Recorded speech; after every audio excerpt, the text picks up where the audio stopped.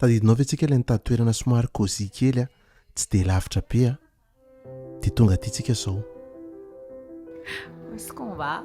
Afaka sokafanao amin'izay masinao.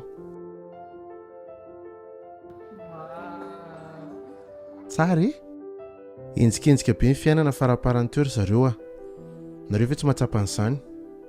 Zay no natonga anay miresaka foana zahay hoe ndao angamba hitady toerana kely paisible kely cosy kely mba hipetrahana na dia vetivety kely fotsiny ao anatin'ny herinandro ahafahana miresaka ny fitiavana, ny fiainana, noavin'ny zaza, atsaraina daholo izay zavatra tokony hatsaraina. Dia misy an'ity toerana kely anankiray ity izay ho lazainay anareo hoe aiza misy azy any amin'ny farany any fa hoentinay nareo manaraka n'izay resadresakay ato sy nieritreritra tamin'izay sakafo nohaninay tato.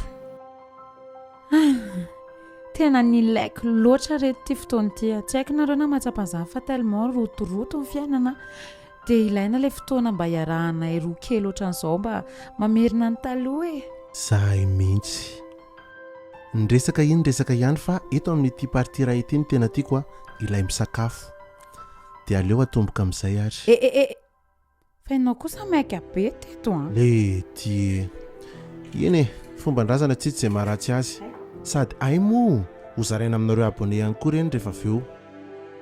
Efa hainareo moa fa ato amin'ny Jodasy Rova dia miezaka manome tips kely foana rehefa manao vidéo dia raha te hanao découverte culinaire tena découverte ozy dia tongava ato amin'ity toerana ity.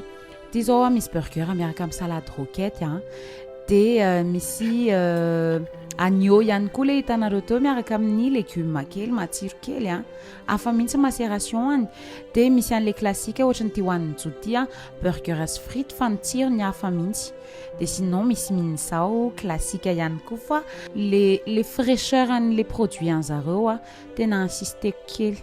Eny Ambohimanarina eo amin'ny FGKM Ambohimanandray nareo no misy fitsofohana eo misy pompy dia mitsofoka makany amin'iny lalan'iny eo amin'ny 80 mètres eo dia misy vavahady misy trano fotsifotsy dia ao misy an'ity restaurant izay vao isokatra ity pré-ouverture ny tondrako androva fa amin'ny zoma zao zay hoany amin'ny ouverture officielle.